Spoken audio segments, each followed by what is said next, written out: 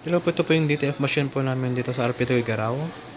As of May 23, May 24, nagamit po ito ng 6 na araw na may total meters na 34. Ito naman yung printer head. Ang huling palit po nito is nung August last year.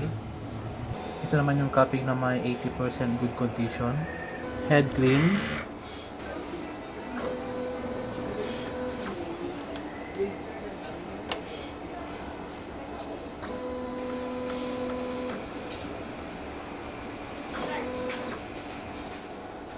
Nozzle check. Kung nasa ng wiper after head clean and nozzle check.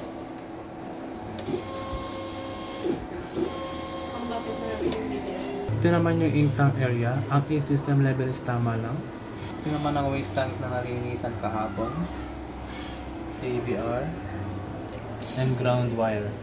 Ito naman yung stock ng used ink, unused, powder, and DTF film. Updated naman ang aming daily output monitoring, consumable withdrawal, weekly physical inventory, and daily maintenance.